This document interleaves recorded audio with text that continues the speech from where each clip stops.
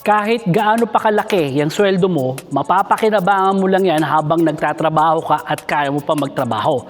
Pero alam mo ba na may mga negosyo, kagaya ng gym business, na kayang magbigay sa iyo ng kita kahit hindi ka na nagtatrabaho, hindi mo na kayang magtrabaho at wala ka na sa mundo. Gandang araw po, ako po si RP ng Gym Tipo. So, ito yung palaging sinasabi ko na pinakamalaking scam na itinuturo sa atin, lalo na sa mga eskwelahan, lalo na noong panahon ko. Kasi pinipilit sa atin itanim na kailangan natin mag-aral mabuti para magkaroon ng maganda at magandang trabaho na may malaking sweldo. At ang scam doon, hindi yung trabaho lang kundi yung pakikinabangan ng ibang tao, yung lakas at kabataan mo, at pag hindi mo na kaya magtrabaho, mapipilitan ka magretiro pagdating mo ng 60. At pagdating mo doon sa edad na yon, wala ka na magagawa kasi hindi na kaya ng katawan mo. So, may mga negosyo kasi na kagaya ng gym business na hindi nakasalalay sa taong nagmamay-ari kung paano kikita. So, na-imagine nyo ba, kunyari, may trabaho ka ngayon, may maganda kang trabaho, maaaring nasa ibang bansa ka, di ba? Malaki kinikita mo. Pero kung hindi ka nakapag-secure para sa kinabukasan mo, hindi ubra na bigla ka na lang uuwi ng Pilipinas nang wala kang naipundar at meron ka mang naipundar, yung naipundar mo hindi naman kumikita ng pera kasi tandaan nyo magkaiba kasi yung kapasidad ng isang tao na makapag-ipon ng pera at yung kapasidad ng isang tao para mapalago yung pera na yon. Kasi doon yun yung pinakamalaking pagkakamali ko noon. Naturuan ako ng mga magulang ko mag-ipon ng pera. So nakapag-ipon ako ng pera, pero hindi ako tinuruan noon paano palalaguin yung naipong pera. Ipon lang ako ng ipon. Kaya ang nangyari dyan, eventually, kung wala kang plano, kung paano mo palalakihin yan, mauubos yung mga ipon mo na yan sa mga bagay na hindi kumikita ng pera. Ganyan-ganyan yung sad experience ko. Diba? Pero ito ngayon yung sinasabi ko, kung yung ipon mo na yan, magagawa mo ng paraan. Paano siya kumita ng sarili niya? Kasi dapat yun yung sabi ko, dapat maturuan mo yung sarili mo na kumikita yung pera mo habang natutulog ka. Otherwise, habang buhay ka magtatrabaho. Diba? So, yun yung sinasabi ko. May mga piling negosyo. Hindi kasi lahat ng negosyo, pwede mong iwan o ipamahala basta-basta sa ibang tao. Lalo na yung mga negosyo na may mga inventaryo. Kagaya nga sinasabi ko, hindi ka pwede ng may bigasan, may kainan, restaurant, may tindahan, sari-sari store na basta-basta mo may pagkakatiwala sa ibang tao. Kasi may posibilidad na makupitan ka doon, mawalan ka ng pera sa kupit na pera, yung actual na produkto pwedeng mawala din, di ba? So, yun yung kalimitang mga sad experience nung mga OFW natin na kapatid na andun sa ibang bansa, nakapag-ipon. Madali sa kanila mag-ipon Pero, yung ipon na pera na yun, hindi nila alam kung paano gagamitin, kaya ipagkakatiwala nila sa ibang tao. Let's say, sige, patayo tayo ng car wash dyan, patayo tayo ng water station, patayo tayo ng sari-sari store, or itlugan, bigasan. Kasi yun yung popular at in demand. Maraming tao bumibili ng bigas araw-araw, di ba?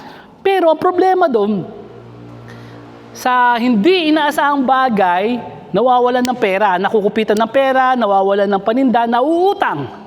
Diba? Kaya eventually, darating yung panahon, lugi na kagad yung negosyo kasi wala na ititindi. Kasi yung nakupit na pera, yung nakupit na inventaryo, hindi na maibabalik yun. Not unless mag-aabono yung kapitalista. Diba?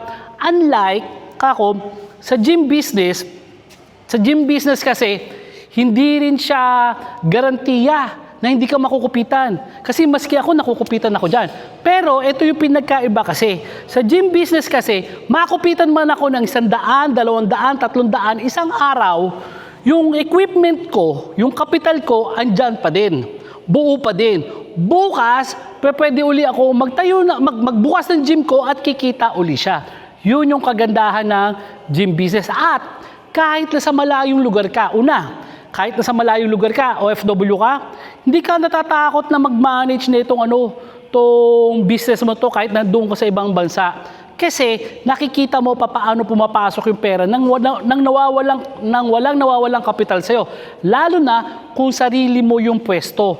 Kung sarili mo yung pwesto, hindi mo kailangan malaking-malaki. Kagaya ko, pakita natin sa video, nagsimula ako sa 30 square meters lang na garahe namin. At mula doon, napalaki na namin. Napalaki na namin sa kaunahang Gym Republic. Ang kaunahang warehouse gym sa Pilipinas, pakita natin, Gym Republic Cavite City. At nasundan pa po yan ng Gym Republic Tarlac City at Gym Republic Lipa City. So mula doon sa maliit na yon, pwede mong palakihin yung negosyo mo. At kagaya na sabi ko dito sa topic na to, hindi ko kailangan na physically present sa lahat ng gym ko. Kagaya dito, makita mo, na dito kami sa Cavite City.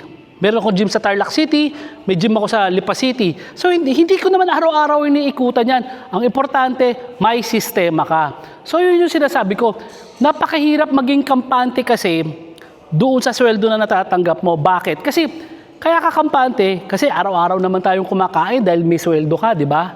Habang nagtatrabaho ka, may pera ka nakukuha, di ba? What if? What if? Biglang dumating yung panahon na either nagkasakit ka or nagsara yung kumpanya. Kasi negosyo rin yan eh. So walang negosyong makakapag-garantiyan na magkiklik yan. Paano kung nalugi yung negosyo na yan at nang walang ka ng trabaho, saan ka ngayon pupulutin? Di ba? Pero pwede naman yan, kung hindi ka pa confident, pwede naman yan na habang nagtatrabaho ka, may negosyo ka pa. Ito yung sabi ko, yung gym business, isa sa mga pagpipilian nyo yan, na pwedeng naandoon sa bahay nyo lang yan. Yung garahe nyo, wala ka sasakyan, naglagay ka ng gym sa bahay mo, 30 square meters, kumikita yung between 500 to 1,000 pesos a day sa bahay mo.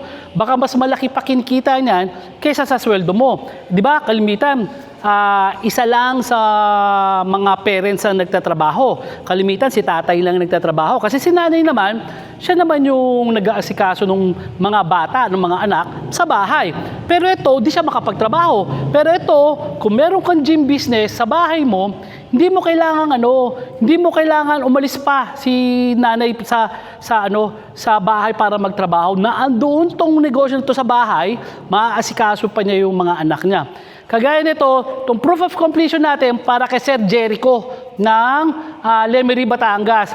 Ito si Sir Jericho, may existing ng gym to. Itong order niya sa atin, super rack to, pero sa likod, nagligay pa tayo ng Smith machine. So itong equipment na to, 4-in-1 to. 4 na tao ang pwedeng sabay-sabay na gumamit. Pwedeng may naglalat pull down sa kanan, may nag-squat rack sa kaliwa, sa unahan, sa kaliwa, kalahati ng crossover. So maraming cable exercises ang magagawa mo dito. At sa likod, Smith machine. Tapos yung pangalawang order niya sa atin, leg curl, leg extension na selectorized. So 2-in-1 din to. So itong mga nakikita nyo mga equipment na to, pasok na pasok at bagay na bagay to doon sa mga maliliit na pwesto. Kasi hindi mo kailangan bumili ng hiwalay na squat rack, hiwalay na lat pull down, hiwalay na crossover, hiwalay na Smith machine. Kasi kakain ng space yun. So ngayon, kung meron ka nito doon sa maliit mong gym, kahit sa bahay to, patok na patok to, kikita ka kagad dito. Yun yung kagandahan, kapatid. Kaya sabi ko lang, marami na naman magagalit, sigurado ako, na mahirap maging kampante. Oo, agree ako. Kung sumusweldo ka, kumikita ka ng pera. Pero what if? Alam mo yan, may kakilala ka, sigurado akong ganyan, na biglang nagkasakit, or biglang nagsara ang kumpanya, wala nang kinikita. So, papaano yan kung lahat nung pamilya mo nakadepende sa'yo? Hindi ka pwede mawalan ng pagkakakitaan. So kapatid, habang nagtatrabaho ka pa lang ngayon, pwede mo nang pagplanuhan yung pang sources of income mo. Pwede ka na magtayo na isang maliit na negosyo. Kung wala ka pa naiisip, pag-aralan mo itong gym business. Ako po si RP ng Gym Depot. Gandang araw po.